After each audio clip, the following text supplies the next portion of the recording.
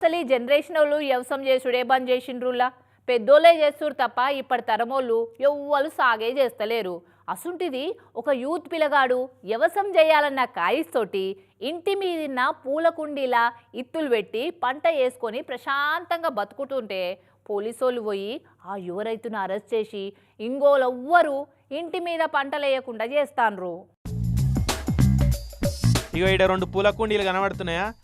ఏమైంది ఇప్పుడు? పూల కుండీలలో బంతి చెట్లు కూడా ఉన్నాయి అని అంటుర్రేమో. ఆగురి, అవి బంతి చెట్లు కాదు, గంజాయి చెట్లు. సేమ్ బట్ డిఫరెంట్ అన్నట్టు. ఇట్లా మూడో మనిషికి తెలియకుండా ఇంటి మీదనే మిద్దె తోట పంట లెక్క పూల కుండీల సేంద్రియ పద్ధతిలో గంజాయి పెంచుకొని సేద్యం చేస్తున్న ఈ యువ రైతును వరంగల్ పోలీసు వాళ్ళు మురకదూసే కుక్కలతోటి పోయి మరీ అరెస్ట్ చేసిరంటే ఏమనుడు చెప్పురి. వ్యవసాయం మీద మక్కువతోటి తక్కువ స్పేస్లో ఎక్కువ పంటను తీసే వినూత్న ఆలోచనతోటి ముందుకు సాగుతున్న ఈ యువ రైతు చేతికి బేడీ లేచి తోడుకలు తీస్తేందుకు పోలీస్ స్టేషన్కు కొంటవేరు. ఇప్పుడు ఎవరికి వస్తాయి చెప్పురి ఇంటి మీద గంజాయి పెంచవచ్చు అనే ఇటువంటి అతుకోరు ఐడియాలు. అటువంటి ఐడియా వచ్చినందుకన్నా ఆయనను మెచ్చుకోవాలి కదా. ఎవరి పనులు వాళ్ళే చేసుకోవాలన్న గాంధీ తాత చెప్పిన మాటలను చాలా సీరియస్గా తీసుకొని ఎవడు కొట్టే గంజాయిని వాడే వండించుకోవాలని ఈ తీర్ల సాగు చేసుకుంటా సాగిపోతున్నాడట ఈ పల్లెబోయిన కుమార్ అనేటోడు.